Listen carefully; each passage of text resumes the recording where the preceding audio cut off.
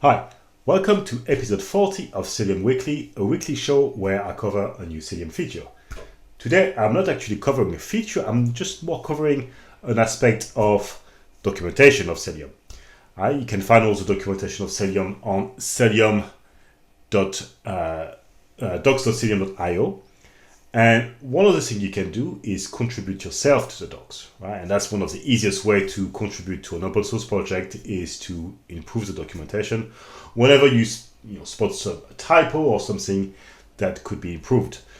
What I spotted recently was something in the network policy.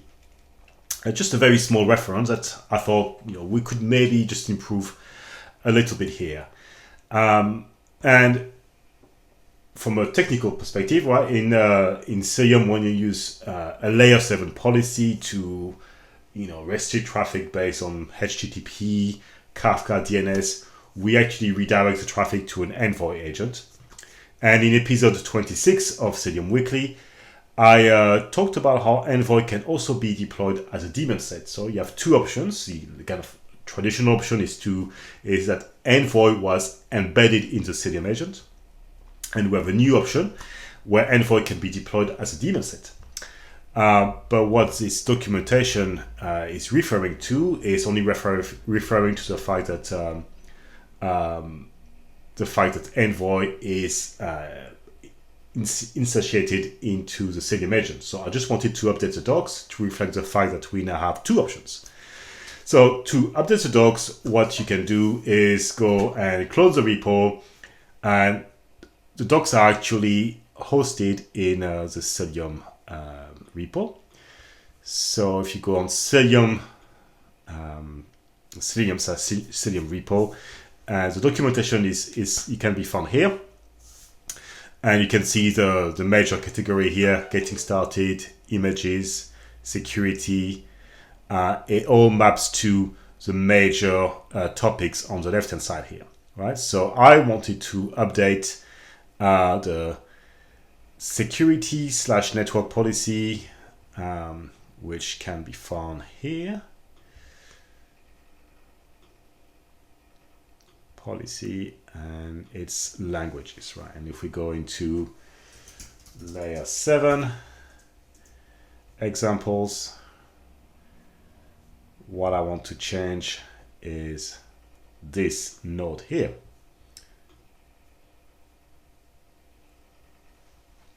So again, updating the docs is just a pull request. So clone the repo, change it, commit, and then submit a PR. But one of the things you can do is generate a local copy of the docs, so you can see the changes that you are making to see if they are being formatted okay. What actually happens is you can also run some kind of spell check and verify that again that formatting has been validated. So what I've done is again I close the repo and I've made some modifications to the documentation that you can see here.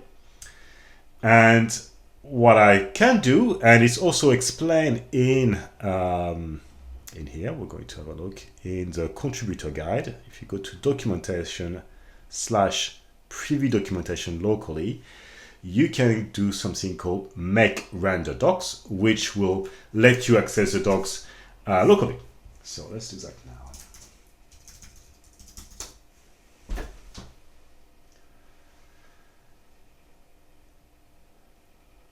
And it's now, you can see, serving on this.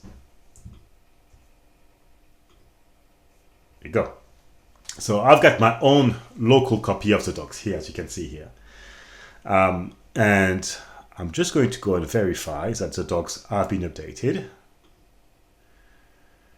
And I'm going to go on layer 7 examples.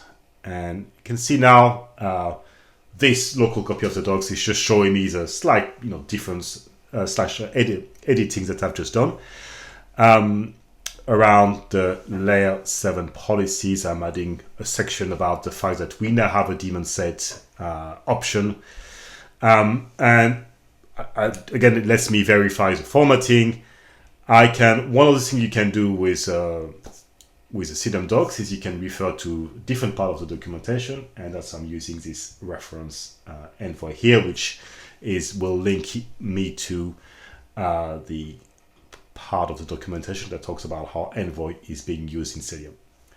Now, that's all I wanted to do. I wanted to show you, once you've verified the change, and you just can run a pull request, like I will show you shortly.